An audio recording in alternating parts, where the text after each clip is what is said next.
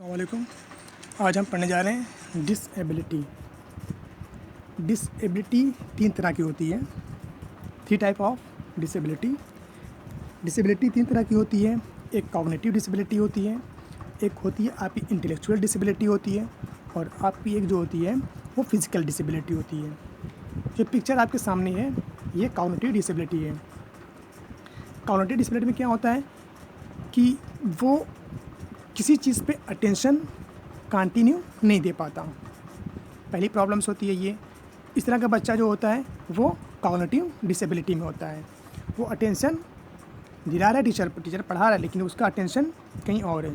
जैसे आपने तारे ज़मीं पे देखा है मूवी, उस तरह से बच्चा होता है इस तरह का। कॉग्निटिव डिसेबिलिटी में एक ये पिक्चर आपके पास सामने, एक पिक्चर आपके सामने ये है। इसमें भी क्या है कॉग्निटिव में कि ये भी प्रॉब्लम्स होती है कि मेमोरी लॉस होता है, यानी कि कोई चीज़ मेमोराइज़ करता है तो बहुत लंबे समय तक मेमोराइज़ नहीं कर पाता। किसी चीज़ को सॉल्व करने में भी उसको प्रॉब्लम्स होती है, ठीक है। वो अटेंशन एक जगह नहीं दे पाता। मैथ का भी उसका प्रॉब्लम्स होता है कि मैथ को या किसी चीज़ को कैलकुलेट नहीं कर पाता।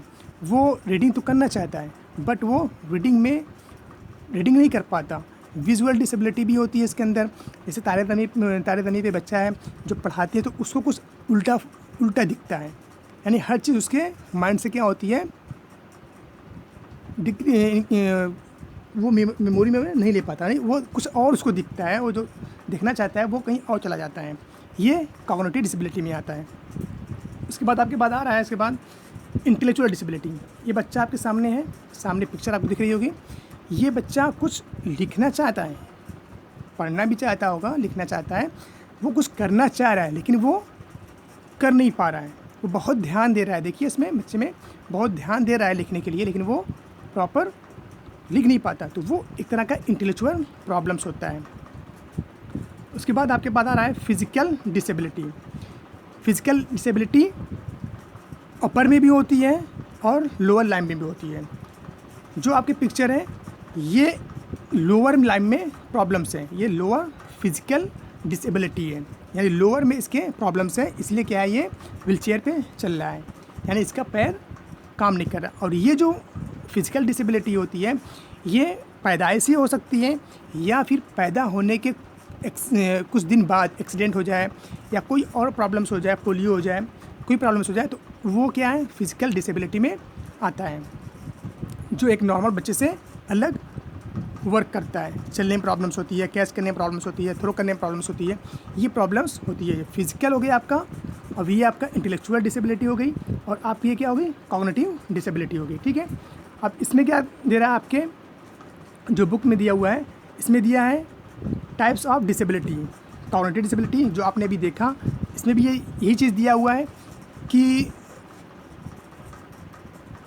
इंटेलेक्चुअल फंक्शन मीन्स होता है इंटेलेक्चुअल कॉग्निटिव डिसेबिलिटी। इसमें दिया हुआ है कि cognitive domain is related to using mental abilities and achieving the result from it related to the impairment in intellectual functioning and adaptive behaviour. Intellectual functioning means होता है person ability to plan, comprehend and reason while adapting behavior, refer to applying the social and practical skill in everyday life। जो वो उसका practical life जो होता है, जो skill होती है काम करने का, वो पूरी ज़िंदगी हर वक्त उसको ये प्रॉब्लम उसको होती है। तो वो सफ़र करता है डायलिसिया से, ठीक है ना। लर्न करने में प्रॉब्लम्स होती है, स्पीच करने में प्रॉब्लम्स होती है, किसी चीज़ को सॉल्व करने में प्रॉब्लम्स होती है, और वो क्या है किसी चीज़ को लंबे समय तक अटेंशन नहीं दे पाता। वो होता है कॉग्निटिव डिसेबिलिटी, ठीक है। आपने जो देखा है इमेज दिया था कि जो बच्चा लर्न करना चाहता है लेकिन वो लर्न नहीं कर पाता है। Problems in the ways learns adopt to new situation. और वो लर्न करना चाहता है, वो एडॉप्ट करना चाहता है, कुछ नया सीखना चाहता है, लेकिन वो सीख नहीं पाता।